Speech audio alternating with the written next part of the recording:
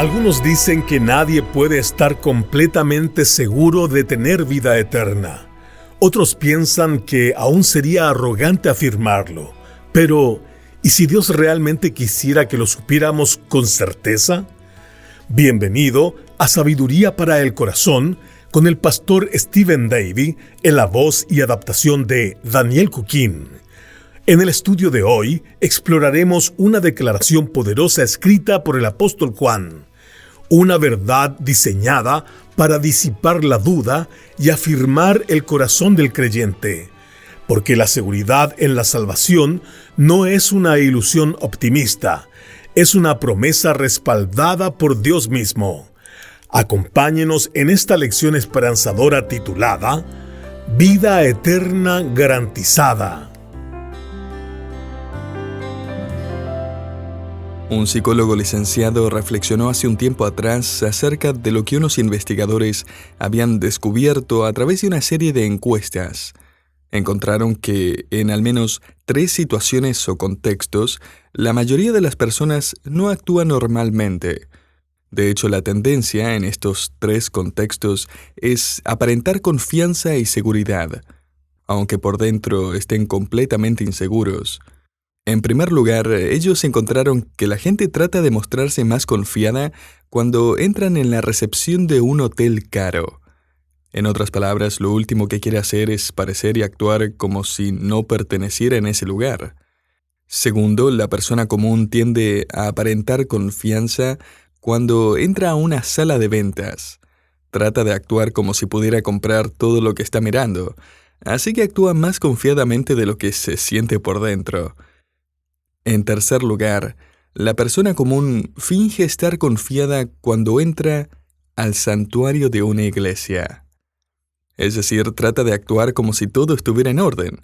De hecho, este psicólogo hizo la interesante observación de que la gente, conscientemente o no, está tratando de engañar al Todopoderoso y a todos los demás a su alrededor. Otro psicólogo que enseña en la Universidad de Harvard escribió que, en general, estamos sonriendo menos y preocupándonos más que antes. La felicidad decae, la tristeza aumenta y la depresión sigue subiendo. Él sugirió que el problema real no se encuentra en lo financiero, no tener suficiente dinero, sino en algo más profundo. La gente no sabe qué es lo que va a pasar. ¿Tendré mi trabajo todavía la semana que viene? ¿Qué habrá en el futuro para mí? El psicólogo terminó su artículo escribiendo, y lo cito, «Un futuro incierto nos deja varados en un presente infeliz, sin nada que hacer sino esperar. Y no es una cuestión de fondos insuficientes, es una cuestión de seguridad insuficiente». Ahora, cité 2 psicólogos seculares, y sé que el segundo también es ateo, y lo cité para darle a entender que no necesita ser un cristiano para saber que la persona común en el mundo vive con miedo e incertidumbre acerca de su futuro. También cité a estos no creyentes para destacar lo que considero que es la peor tragedia aquí, y es que mientras que nuestro mundo está admitiendo abiertamente los efectos devastadores de vivir sin confianza acerca del futuro, la Iglesia en general está removiendo la certeza del Evangelio, porque se puede considerar ofensiva. Por ejemplo, uno de los pastores más populares en la televisión en Estados Unidos, Joel Osteen, hace un tiempo atrás estaba en una entrevista en vivo y, tristemente, aunque no era de sorprender, cada vez que le hacían una pregunta como ¿quiénes van al cielo? ¿O ¿es Jesucristo el único camino al cielo?, él repetía una y otra vez no sé, no sabría decirle. Frank Schaeffer, el hijo de Francis Schaeffer, revirtió las claras enseñanzas de su padre acerca de la naturaleza de la verdad al decir, y lo cito, «La certeza es el enemigo de la verdad». Él simplemente está haciendo eco de las palabras de Nietzsche, que escribió, «Las convicciones son enemigos más peligrosos de la verdad que las mentiras». Él continúa escribiendo que cualquier tipo de certeza o seguridad acerca de Dios no es nada menos que orgullo y arrogancia. Escuche, querido oyente, la verdad es que la arrogancia es el rechazar el registro de las Escrituras, donde Dios nos informa claramente que hay cosas de las cuales podemos estar completamente seguros. El orgullo y la arrogancia no se encuentran en creer, sino en rechazar la revelación de Dios. Y el problema con la duda y la incertidumbre es tan antiguo como la humanidad. La primera tentación, que se encuentra registrada en Génesis 3, involucró el dudar el claro mandamiento de Dios, ¿no es verdad? Satanás preguntó, ¿con qué Dios os ha dicho? O sea, ¿realmente puedes estar seguro? ¿Es verdad lo que Dios dijo? Cuando Adán y Eva comieron de ese fruto, fue la primera vez que la verdad de la palabra de Dios fue rechazada. Y al pecar no solamente entró la corrupción y el pecado a la raza humana, sino que también el terrible y devastador y frustrante resultado de la incertidumbre. Pero en lugar de admitirlo, la humanidad prefiere fingir y actúa como si estuviera segura y confiada. Ansía títulos y reconocimiento, construye sistemas religiosos, crea estándares espirituales para sentirse más seguro de sí mismo. Pero al hacer esto, la humanidad realmente está en una silenciosa y desesperada búsqueda para acallar sus atribulados pensamientos, sus sentimientos, sus dudas acerca de su valor, de su propósito en la vida. En una sola palabra, de lo que este mundo sufre es de incertidumbre. En su libro, John Lennox explica la incapacidad de la razón y la ciencia de responder por sí mismas las preguntas básicas que todas las personas buscan responder. Él creó el siguiente escenario. La tía Matilde ha decidido hacer un hermoso y exquisito pastel de 3 capas. Decidimos tomar el pastel para analizarlo por un grupo de científicos, nutricionistas, bioquímicos, etc. Y el científico nutricionista termina su examinación y es capaz de decirnos el número de calorías que hay en el pastel, todos sus aspectos nutricionales, los efectos que tendrá sobre el cuerpo humano. El bioquímico es capaz de determinar la estructura molecular del pastel y sus reacciones químicas. El físico es capaz de analizar el pastel en términos de sus partículas fundamentales, y el matemático es capaz de representar el comportamiento de esas partículas en elegantes ecuaciones. Somos capaces de obtener una descripción científica de cómo se hizo el pastel y cómo sus varios ingredientes se relacionan unos con otros y cómo es que va a afectar a los que lo consuman, pero supongamos que le hace esta última pregunta a todo el grupo de expertos. ¿Por qué hizo la tía Matilde este pastel? ¿Cuál es el propósito de la existencia de ese pastel? ¿Por qué lo hizo? La única persona en la sala sonriendo sería la tía Matilde, porque solo ella sabe su propósito. Y no es ningún insulto para los científicos no poder ser capaz de responder a esa pregunta, porque simplemente no pueden. La respuesta va más allá de lo que pueden investigar. Está fuera de su área de conocimiento. De hecho, la única forma en que podemos obtener una respuesta es si la tía Matilde nos lo revela. Ella tiene que decirnos, es una torta de cumpleaños y la hice para celebrar el cumpleaños de mi nieta. Mire, si ella no nos da la respuesta, no hay cantidad de análisis científico que alguna vez pueda iluminarnos con la respuesta. ¿Por qué existo? Mire, puede analizar todos los químicos en su cuerpo y no va a poder saber su propósito en la vida. ¿Por qué existe este planeta o este universo? Podemos sacarle fotografías y explorarlo y medirlo y analizarlo, pero no podemos responder por qué. Pero el creador del universo también es el autor que reveló su propósito por escrito, para que usted y yo pudiéramos adorarlo a Él y disfrutarlo. Él ha revelado con certeza lo que necesitamos saber acerca de la creación, el pecado, la redención, el reino venidero, el cielo, el infierno, la comunión eterna que tendremos con Dios todos nosotros que creemos en Él.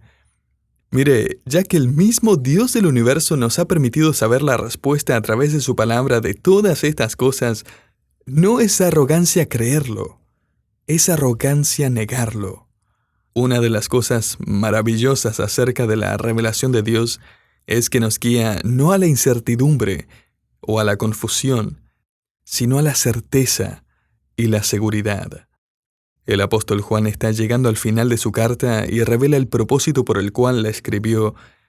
E imagine que su propósito tiene que ver con nuestra certeza.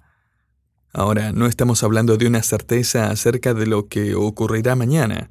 Estamos hablando acerca de la certeza de nuestro destino final, su futuro y el mío, más allá de la tumba. Y eso es porque Dios no me ha revelado en su palabra qué me va a pasar en las próximas 24 horas. Él de hecho quiere que confíe en Él y que camine con Él y que crea por fe en su cuidado y providencia. Pero Él sí nos ha dicho dónde vamos a estar por siempre, para que mi corazón y el suyo no esté lleno de duda y temor e incertidumbre. El apóstol Juan ahora escribe uno de los versículos más conocidos en la Biblia. Algunos lo llaman el mini evangelio o el evangelio en un versículo. Primera Juan capítulo 5, versículo 13. Dice: Estas cosas os he escrito a vosotros que creéis en el nombre del Hijo de Dios, para que sepáis que tenéis vida eterna. ¿No es eso fantástico? Eso no es arrogancia. Eso no es orgullo. Esa es la respuesta de parte del Espíritu Santo a través de Juan. Ahora le invito a que estudiemos este versículo con más detenimiento. Juan es uno de los pocos autores del Nuevo Testamento que escribe cuál es su propósito en escribir. Por ejemplo, en el Evangelio de Juan, él dice en el capítulo 20, versículo 31, «Estos eventos se han escrito para que creáis que Jesús es el Cristo, el Hijo de Dios, y para que creyendo tengáis vida en su nombre». O sea, Juan escribió acerca de todos esos milagros y eventos en la vida del Señor Jesús para que el lector pueda llegar al final de la narrativa y creer en Jesús como el verdadero Mesías, el Hijo de Dios. Y ahora aquí en 1 Juan, él nos informa que ha escrito todas estas cosas para que seamos capaces de saber con certeza que tenemos vida eterna a través de Jesús, el Hijo de Dios. Para ponerlo de otra forma, el Evangelio de Juan fue escrito para que sepamos cómo ser salvos, mientras que la primera carta de Juan fue escrita para que pudiéramos saber que somos salvos. Nuestra seguridad de salvación se construye sobre el fundamento de no solo un versículo o de un capítulo, o de un solo libro.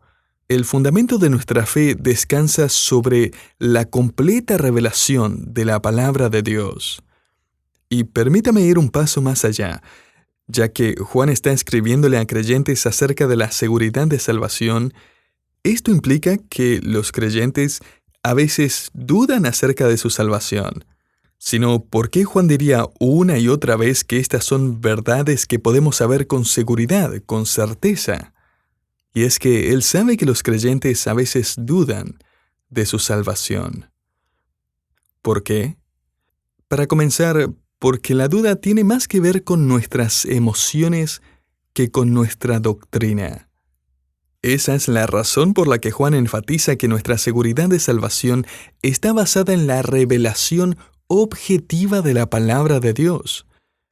La vida es inestable y esto afecta la forma en que nos sentimos de un día a otro. Hay muchas cosas que pueden afectar nuestras emociones y, por consecuencia, nuestro sentido de seguridad. El sufrimiento puede ser una razón para dudar también, y es que a veces las dificultades llevan a que el creyente se pregunte si Dios lo ha abandonado, si Dios lo ama realmente después de todo. El pecado sin confesar es también algo que es devastador para el creyente, no solo espiritualmente, sino también emocionalmente. David, el salmista, escribe: «Vuélveme el gozo de tu salvación». Salmo 51:12.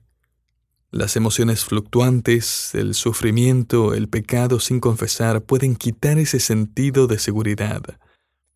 Una vida alejada de los principios de Dios también pueden robarle no de su salvación, sino de su seguridad en su salvación.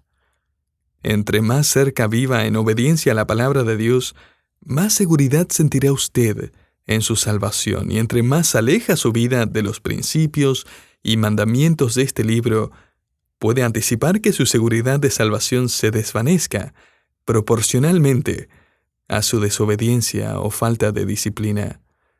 Los falsos maestros también pueden hacerle dudar de su salvación. De hecho, aquí en su carta, Juan ataca las falsas enseñanzas de los gnósticos. Ellos enseñaban que uno solo podía obtener la vida eterna al ganar algún tipo de conocimiento superior. Y dígame, ¿quién se siente lo suficientemente inteligente como para entrar al cielo?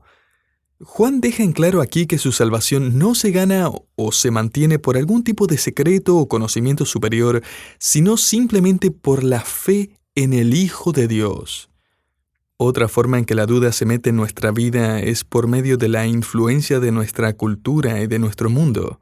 Por eso es que uno de los propósitos de la Iglesia es enseñarnos y recordarnos el Evangelio. Y de esa forma podemos decir como el apóstol Pablo, sé en quién he creído y estoy seguro de que tiene poder para guardar hasta aquel día lo que le he confiado. 2 Timoteo 1:12. Y por último está la propaganda del enemigo, la influencia del enemigo sobre nuestra mente y corazón, colaborando obviamente con nuestra naturaleza pecaminosa para destruir nuestra confianza. Y es por eso que el apóstol Pablo exhorta a los creyentes en Corinto a derribar argumentos y toda altivez que se levanta contra el conocimiento de Dios y llevar cautivo todo pensamiento a la obediencia a Cristo. 2 Corintios 4:5. O sea, hay una batalla en su mente, querido creyente, en contra de todo pensamiento que entra y trata de destruir el conocimiento de Dios. Y eso incluye la certeza de su salvación. Debemos volver continuamente a las Escrituras para afirmar nuestra fe, para anclar nuestra confianza en lo que Dios nos ha dicho que podemos saber con seguridad. Y entre más hacemos eso, más grande es nuestra confianza y certeza. El fundamento de nuestra fe entonces se encuentra en la palabra de Dios.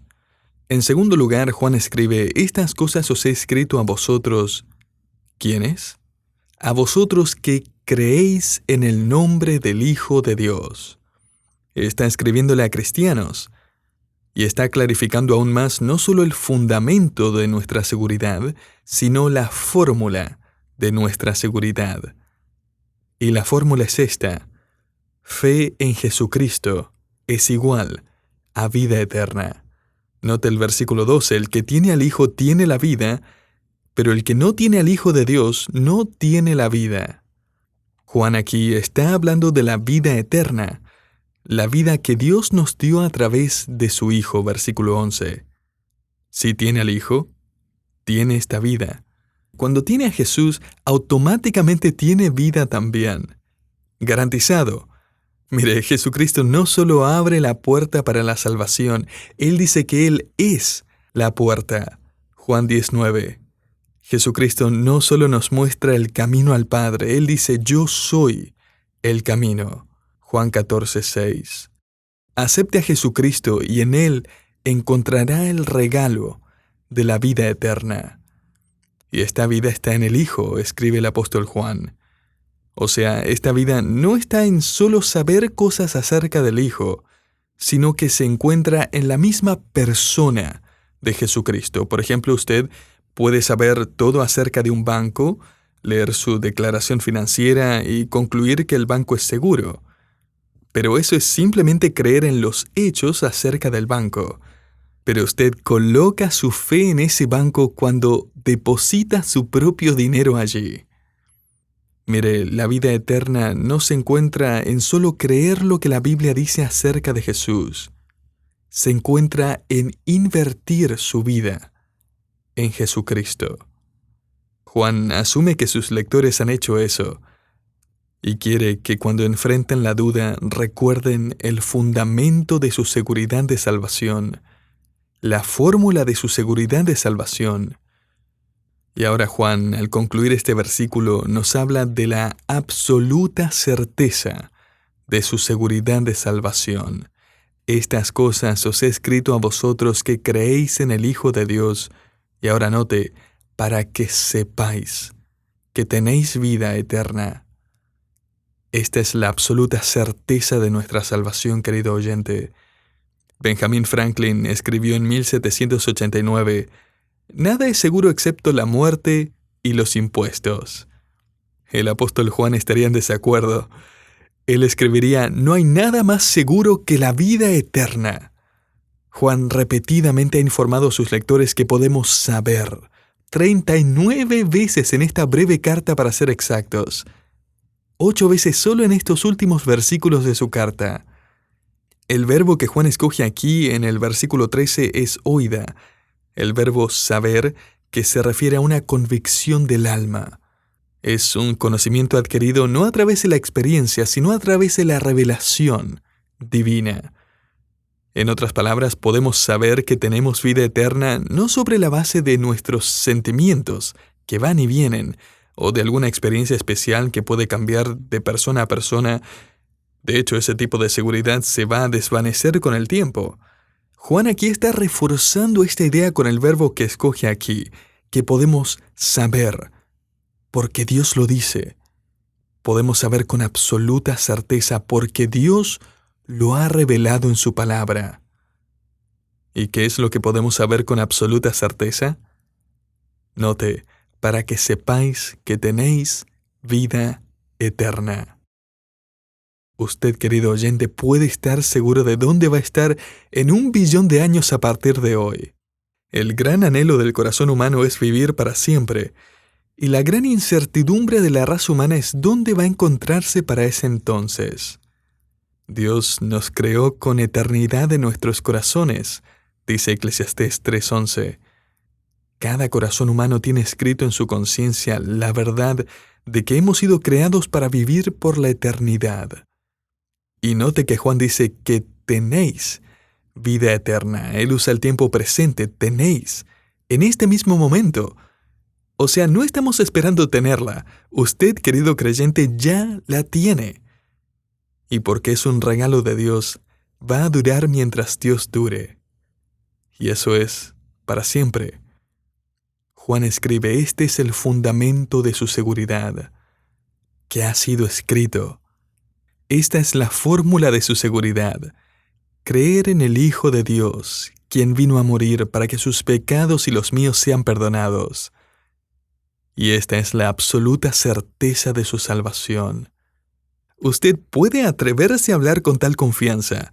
Usted sabe que tiene vida eterna. Hace unos días estuve en el funeral de Dennis Ferrell, un querido amigo y miembro de la iglesia. De hecho, él y su esposa se habían convertido como en unos abuelos para nuestros hijos. Hace varios años, cuando nuestros hijos eran pequeños, nos preguntaron si queríamos que les dejáramos nuestros hijos una vez por semana para que mi esposa y yo pudiéramos salir o simplemente descansar. Me dijeron, ¿qué le parece si cuidamos de sus 4 hijos cada jueves por la tarde? Seguro, le dije. Si quiere puede quedárselos por toda la semana. Ellos fueron una gran respuesta de oración, y frecuentemente les hacíamos saber cuán agradecidos estábamos de que nos ayudaran a criar a nuestros hijos. Recuerdo estar en el cuarto de hospital con Dennis hace más de un año atrás, parado allí con su esposa Sandra, escuchando a los doctores y enfermeras decir que no había mucho más que podían hacer por él. Esperábamos que partiera en un par de horas.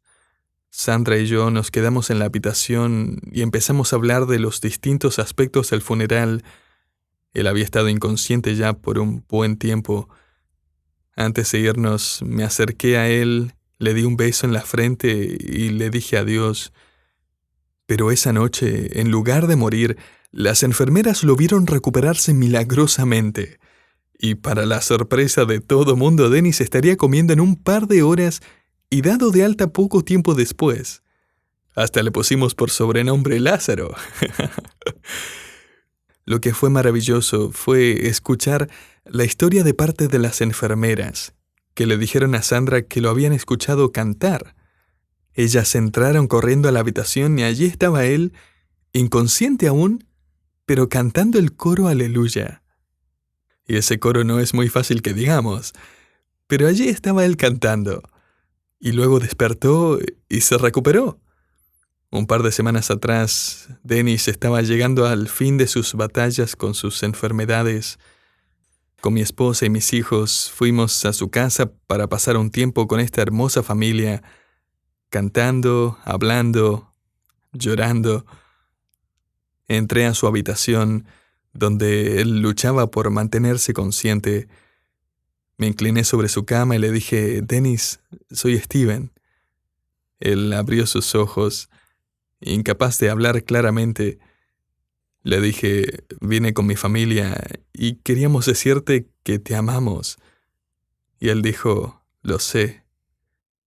«Dennis», le dije, «me parece que me vas a ganar y vas a llegar al cielo antes que yo. Solo quería recordarte que porque has creído en Cristo como tu Señor y Salvador, Él está listo, Él está esperando para recibirte». Sus labios se movieron nuevamente y me dijo las últimas palabras que le escuché decir sobre esta tierra: «Lo sé». La semana siguiente me llegaron las noticias de que Dennis había partido a la presencia del Señor. Cuán maravilloso que fue para su familia y para su iglesia y para el nombre de Cristo que esas hayan sido sus últimas palabras, porque la palabra de Dios era su fundamento y la fe en Jesucristo era su fórmula para la salvación. Recostado sobre esa cama, él tenía absoluta certeza y completa confianza de su salvación. «Dennis, vas a ir al cielo». «Lo sé». ¿Y qué acerca de usted? ¿Cuál es el fundamento de su confianza? ¿Cuál es la fórmula de su salvación? ¿Está usted absolutamente seguro de su salvación y completamente confiado para enfrentar la muerte? Usted lo puede estar, porque estas cosas os he escrito a vosotros que creéis en el nombre del Hijo de Dios, para que sepáis que tenéis vida eterna.